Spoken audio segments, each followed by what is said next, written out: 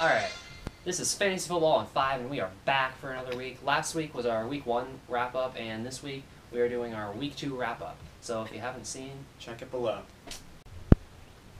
Alright, so a couple of studs from this week include names like Travis Benjamin, Antonio Brown, Big Ben, Tom Brady, Torrey Smith, Latavius Murray, Steve Smith, Allen Robinson, Dante Moncrief, Cam Newton, and Julian Edelman.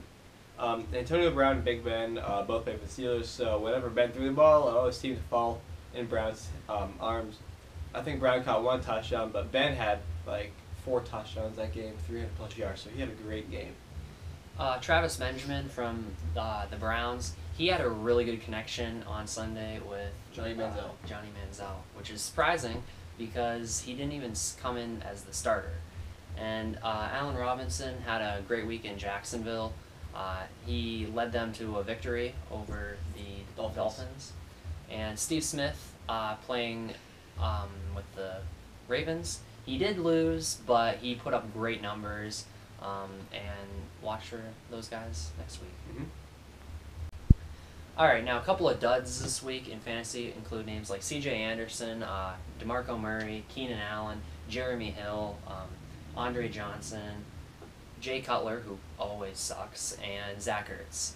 DeMarco Murray has only counted for 11 rushing yards this season in the first 2 games, but he's made up for it in the passing game. So, I mean, if you want a running back, I wouldn't rely on Murray a whole lot now. Yeah. Jeremy Hill, he had 2 fumbles this week, which is not very good, but he did produce the week before, so he might have a comeback, though. So. Alright, now a couple of injuries this week that are pretty big include names like Tony Romo, who has a broken collarbone. He will be out. Jay Cutler, who has a hamstring injury, and he's also going to be out, which they aren't going to really miss him, though. Des Bryant, his foot injury is still pretty big, and it's going to be 10 to 12 weeks now.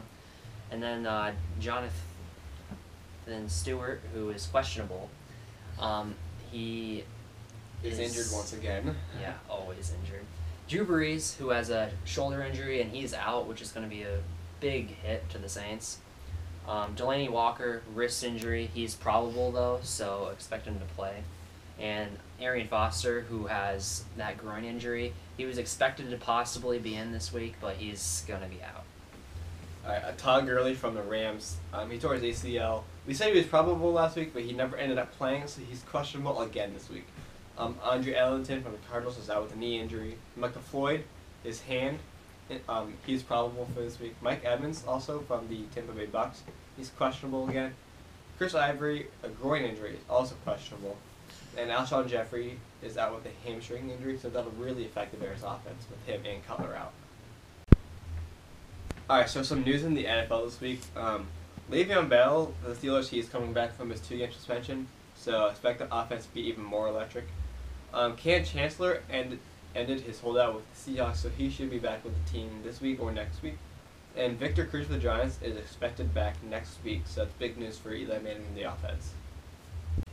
Alright, a couple of waiver wire pickups this week would include names like Travis Benjamin, who had another good game, Dante Moncrief, Kyle Rudolph, Tyler Eifert, and Eric Decker. Now, Kyle Rudolph, he produced really well because he was always there for Teddy Bridgewater whenever you need a dump-off option or someone to just rely on in the middle. So just watch for him to play well next week. Alright, this was Fantasy Football in 5. We thank you for watching. We deliver all your fantasy news in 5 minutes or less because who would want to watch a 30-minute video on this topic? Amen. This was our Week 2 recap. Next week we will talk about Week 3 and discuss that. Also, our fantasy team lost this week. Tom Brady scored 44, and the Jets defense scored 14, but everybody else just sucked.